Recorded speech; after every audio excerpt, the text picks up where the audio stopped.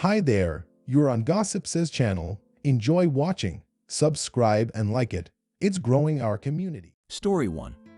Avoidant XM29 left me F32 for someone else and still wants to be friends. Me 32F and X29M. I met a man at a conference a year and a half ago, and at the time, I was in a relationship. We were friendly and there was definitely some chemistry, but I had good boundaries and we just remained friends. We stayed in touch for 10 months, long distance, having lots of phone calls and getting to know each other. We had a lot in common and just got each other. We visited each other 3 times during that time, and it always felt like home, really comfortable and affectionate, and some flirting. During that time, my relationship ended for a number of reasons, and at some point we acknowledged that we both had feelings that were more than friendly. I wasn't ready to act on those right away, as I was still processing my breakup. After this acknowledgement, his messaging became more sporadic, usually ghosting whenever I messaged him something more personal or emotional. When we were finally back in the same place again, a year after meeting, I had moved there for the summer, so we were together for 4 months. I was guarded and not sure how he felt, so I let him lead, and I moved timidly. He ended up initiating, and we started to be physical. I said I wanted to move slowly, and we did it first. Then he initiated physical encounters more and more. Still, we were good friends and things started to feel more romantic. He said he didn't want anything serious, but regularly told me he adored and loved me, that I was very special to him, that I was one of his most favorite people in the world, and that I changed his life for the better. Lots of love-bomby things. Often, I felt like I had never met someone more attentive or caring. He noticed all the little things and pointed them out, and I felt seen. He listened and was supportive if I had anything bothering me. I reciprocated and showed him a lot of love and compassion and care. I genuinely wanted to support him in any and all of life's endeavors and cared for him as a person, flaws and all. At some point, the conversation came up about exclusivity, and he told me he was exploring polyamory because it is in line with his view that there are lots of lovely people in the world. He was seeing one other person that he met a couple months prior. From what he expressed to me, this relationship seemed new. He once said, "She doesn't know me. You know me." And though he was excited about it, he was spending more time with me than her. Because of the long distance, I understood the situation and told him I was okay with it, so long as any decisions/changes in our relationship were not because of this other person, but because there was something not working that we had addressed and decided we couldn't fix. We both valued our friendship and didn't want to fuck it up. He agreed to this and said he would make any unilateral decisions, that he wanted both of us and would never abandon me. He wanted me to feel special. I was working on moving to be closer to him. Shortly after, he asked me if he could call me his girlfriend and started telling his friends and being affectionate in public, all initiated by him. He started reaching out more and being a lot more communicative. We shared a number of evenings together, having deep conversations and physical intimacy, and him opening up more about his life/struggles/fears. I shared mine too. I did notice that after every one of these intimate encounters, he felt more distant for a few days, almost as if he was overwhelmed. He had always expressed his worry of relationships becoming too all-consuming, of losing the person you fell in love with and it destroying you. He lost his dad years ago, and his mom has never recovered, or being controlled and taken advantage of. He also feared being a disappointment and told me he often sabotages relationships. All red flags I should have heeded, but stupidly thought. But I'm a safe person and he adores me, so we can work through whatever needs to be worked through. 2 weeks after telling our friends we were in a relationship, we had a very intimate weekend. Then the next day I texted him to thank him for his time and tell him how grateful I was to have him in my life. He didn't respond. 2 days later, he told me he needed some space, that we would catch up the next week when we had plans to go away with his family. I gave him the space he asked for, and the day before we were supposed to go away, I checked in to see where he was at. He told me he didn't want me to come to the family thing because he needed to be alone and work through things in his head.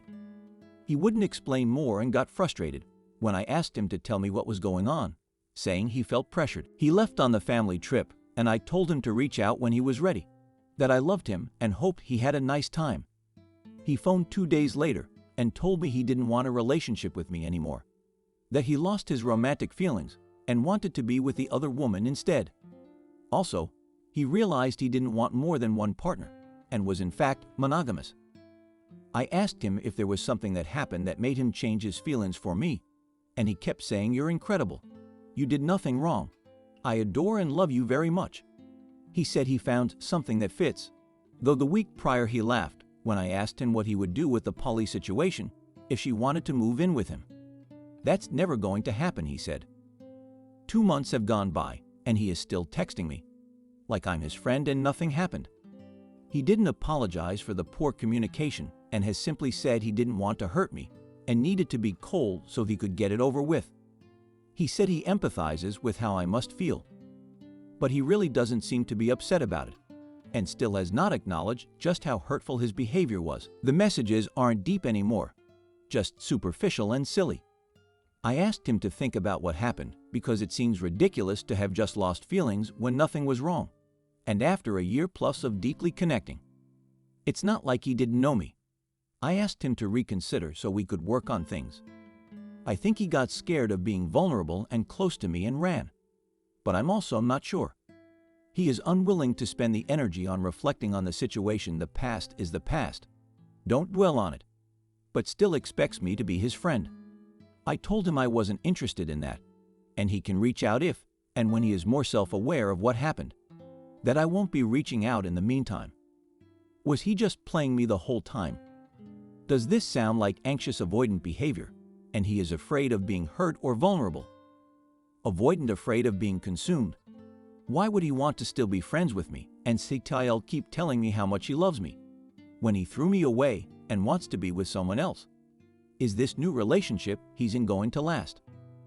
I am no longer in touch with him, but I'm really struggling with how something so sweet and what really felt was loving and genuine was discarded so easily. He doesn't seem to be upset about hurting me at all. Someone he once said was his best friend. I want to believe he genuinely cared and learn to, maybe, someday, trust him again, but I'm struggling with it all. I do miss his friendship. Story 2. I, 29F, discovered my husband, 33 meters, has been smoking our entire relationship. How do I come to terms with his lying and help him to kick this habit? When we first met, my husband told me he used to smoke cigarettes and would do it at work to hide it from his ex of 12 years because he was so stressed out during their relationship. It was not a healthy one. He told me he stopped smoking and doesn't do it anymore. I had let him know I think smoking is gross and obviously causes a lot of health issues and caused my grandfather to die, so I'm not a fan of it. He told me he wouldn't lie to me about smoking, and he doesn't do it. Well, we have been having some issues lately and not being the nicest to each other, which we are actively working on. He has been very stressed. We don't have a lot of money. Prices of everything are going up. We just had a baby. We have 3 children now and 2 are not biologically his, but he treats them like they are. I have pretty bad anxiety and poor self-esteem, and life is happening, and honestly, we are both struggling. He doesn't have a lot of patience lately. I have asked him maybe 2 times during the duration of our relationship, the most recent being 2 months ago, if he started smoking again with all the stress going on. He said no and laughed it off. I figured he just thought I was being silly for asking, because I should know he wouldn't do that. I trusted him and left it alone. Fast forward to me going on Google Maps to get directions. I type in the first letter and a suggestion for a few vape shops come up as history in the drop-down search. Our Google accounts are linked, as it just makes everything easier. I clicked on the first one because I thought that was weird and low, and behold, there are like 40 plus visits to this one vape shop dating back to when we first started dating. I clicked on the view in your timeline and found them there. I clicked on the others in the history and the same thing with plenty more visits, all during our relationship. I know I invaded his privacy by diving that far into it. I have apologized for it, but he didn't seem to be angry or upset about it. My heart sank because I now know that he has been lying to me since he met me about smoking. I was not mad about the vaping. Obviously, I'd prefer if he didn't do it because it's awful for you. But what was the most upsetting is that he lied to me right from the start about it. And every time I have ever brought it up, he has lied. That night, I casually asked him again if he has started vaping at work with all the stress going on. At first, he says no. Then I ask if he's sure and tell him I wouldn't be angry. I would just rather know. I can see it on his face that he is trying to come up with another lie, but don't say anything. He then tells me, well, some of the guys at work have them, so I have had a puff when they do maybe 3 times, and it's just a little puff. I tell him it kind of seems like he is trickle-truthing and not being honest. He then tells me that he has only vaped during the stressful points of our relationship. I asked him what he means by that. He says only since November of our first year together and only a handful of times. I asked him if he was vaping when we were TTC. We had 2 miscarriages and almost load our rainbow baby, and he tells me no. I ask him if he vaped while I was pregnant. He says no. He asked him if he bought the vapes he used or if they belonged to someone at work. He told me he only went to the vape shop maybe 3 or 4 times. He lied. Every single time. I told him all right, I'll stop pushing the issue and apologize for grilling him as I didn't want to come off mean. I was genuinely just trying to understand. At this point, he doesn't know I know the full truth yet. The next day, I wrote him a letter. I wasn't sure I'd be able to keep all my thoughts straight when I talked to him. So this seemed the best avenue to bring it up, as I personally do not fare well with conflict due to my past. I am working on being more assertive, telling him I loved him and that I was mad that he was vaping. I understand that it's an addiction. I am, however, very sad, hurt and heartbroken that he didn't respect or trust me enough to be honest and truthful, especially since he always preaches about sticking to your word as it's all you have and treating others how you want to be treated. I tried to really push that I wasn't angry and just wanted him to tell me the truth, even if it might hurt my feelings, and also if there was any other secrets. Please just come clean about them. He found it, didn't read it, and asked me if it was a breakup letter with kind of a nervous laugh. I told him no and told him I love him and am not breaking up with him. He asked me what it was about. I just told him to read it when he has the time to and told him again that I loved him and it isn't a breakup letter. We finished our evening routine, chatted a bit, and then I went to the bathroom. When I came out, he was downstairs and the letter was gone, so I knew he was reading it. He came up a few minutes later, just held me and apologized. I thought he might cry, he looked like it, but he didn't. He rarely does. We sat down and he gave me the truth. Only 2 people in his life know, another male coworker who also vapes and one of my friend's husbands, and he has begged them to keep it a secret. He is extremely close with his family and they don't know.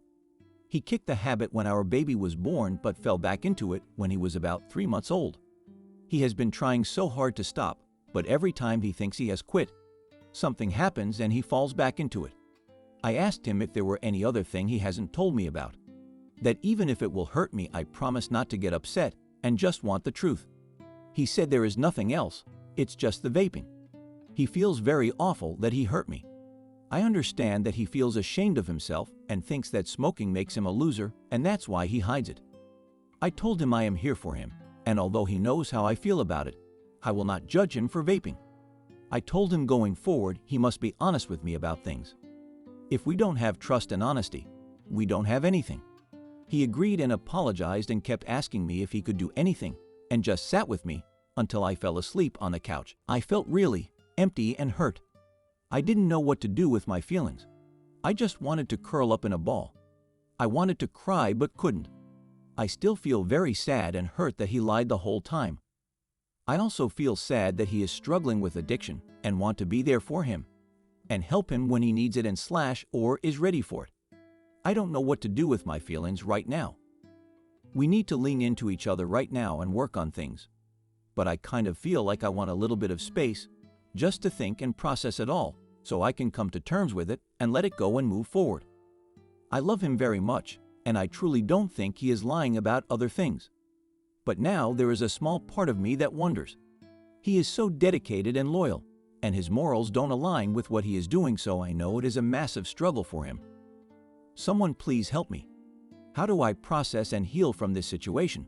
It's the lying for me, and help my husband to not feel so stressed and to help kick vaping. He doesn't want to do it anymore and is really struggling.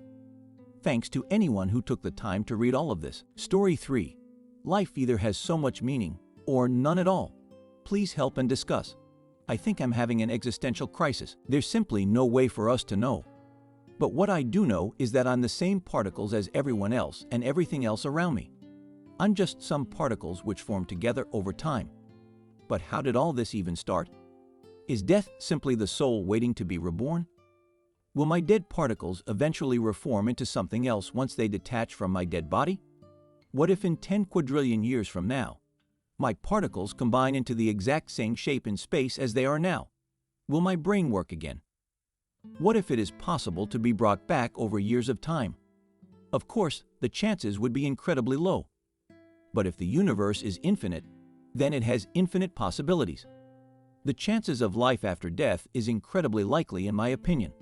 I don't believe in God, but I do believe that if we suddenly appear here in life out of nowhere, then it is entirely possible that there will be something after we leave this life. The fact I'm even here confuses me so much. When I'm dead, I really hope I'm never brought back as any being. I know that whichever being I come back as, evil will still exist wherever that is. Humans are probably too smart, right? Why are we TSI smart? Why am I thinking this deeply instead of roaming around in forests and getting food and shelter? Is this really evolution? Actually take a moment to look at your hands and realize we are here. What the fuck are we doing here? Why here? What if there's more out there? If the universe is infinite, then how did all these stars and planets get here? I know the universe is infinite. I think humans just aren't intelligent enough to know these questions. I'm sure somewhere out there are creatures that we can't even fathom, which are incredibly smarter than us, which know these answers. But how can they be sure that they actually know the answers? Whichever creature we are, we can never know if somewhere out there is someone controlling us. When we see a bug, we think of it as really small. We are that bug. In fact, we are so small in comparison to everything that technically we don't even exist in some views. I pray that when I die, I don't come back. I don't want this, and I never asked for this. So much effort. So much boredom. I'm only 17 years old, but it feels like I'm 50. The feeling of nothing being real or needed or worth it, or even relevant, has been with me for 4 years, and it just isn't leaving. Maybe the best approach is to just accept that we are little parts of this thing called life. And maybe I should just take it easy and live a simple life. That's what I want. Just a simple and easy life, but it isn't that easy, I know that.